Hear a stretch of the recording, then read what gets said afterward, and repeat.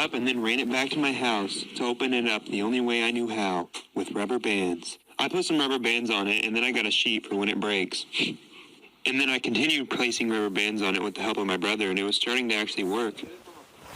I kept doing it, and then my brother drew a face on it. Henry! And then we just kept going until eventually we ran out of good rubber bands. So I was left with no choice but to run out in the rain, get in my car, and drive to Walmart. I got there, got my rubber bands, and then headed back home to get back to placing them. And eventually I could even see the indentation in the watermelon. And then I actually predicted it. It's gonna bust. When? Any second. Oh, God. I just know it. Instant replay. And it left this water rubber bands, like for me to turn it into a rubber band ball, part 2. Part 2, putting rubber bands on a watermelon. So it exploded and left us with this wad of rubber bands. So I decided to turn it into a rubber band ball with all the leftover rubber bands. I began by making the wad a lot neater, and I discovered this. There's watermelon inside this. So I did my best to get it out and then kept making it neater, and then eventually started placing actual rubber bands on it. And after a while, I took a break to go shoot some hoops with it. And let's just say it's not a basketball, and I ended up breaking my backboard more than it was already. And then I waited till the next day at like 2 in the morning to start trying to place more rubber bands on it. I finished my pile and started placing another bag, and eventually I was down to the last one. And to be honest, it was a lot of time for very little difference, but I got another bag anyway and started placing them. I finished it up and I had a ball, I guess. Let me know if I should even keep doing this. Part 3 of making a rubber band ball. So this watermelon exploded and left us with this wad of rubber bands. So I turned it into this actual rubber band ball, and now we're here and I'm out of rubber bands, so I went to Walmart. I got some rubber bands and then went home and emptied them out and opened up a bag. And got busy. But after a little bit I left and then came back the next day. And finished off the pile. And then I dumped out 2 more bags and started placing them. But I got bored and ended up leaving and coming back again the next day to finish it all off. I placed rubber bands forever, and then I went outside to test it out on my broken hoop. Yeah, it was hard to play with, but it bounced really high. Here's it next to a basketball. Yeah. After that, I went back inside to finish off the pile, and then I dumped out another 2 bags and started placing rubber bands for what felt like an eternity. And I was finally down to the last bag. I put them all on, and I was done.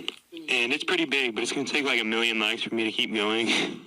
Part 4 of making a rubber band ball. So this watermelon exploded and left us with this wad of rubber bands, and I've been adding a lot of rubber bands to it. And I said it would take 1,000,000 likes for me to keep going, and it got 4,000,000. So I went to Walmart, got more rubber bands, and then left, went home, set them down, and opened them up.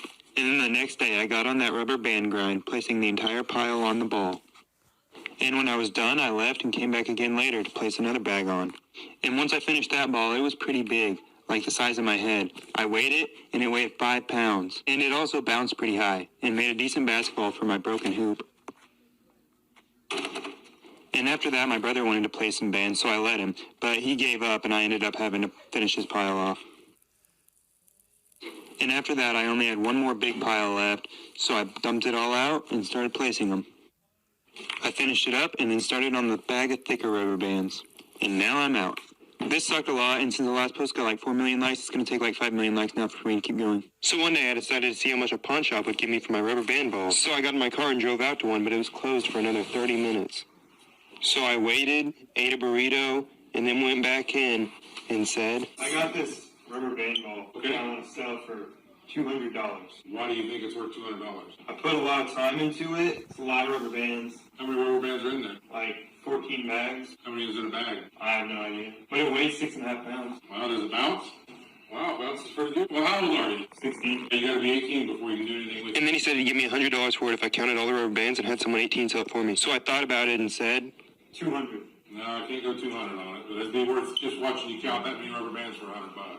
500. I couldn't get $500 out of a rubber ball. How much do you think you can sell this for? $50. I'm going to have to walk. All right.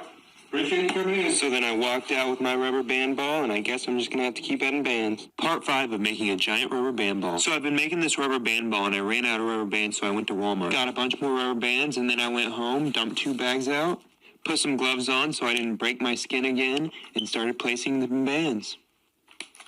And then left and came back the next day to finish off the pile. It looked pretty good so far, and then I forgot to video placing a whole nother bag. but it looks like this. And then I dumped out all the colored rubber bands and started placing them all on the rubber band ball. And I was done, and it was almost the size of my head.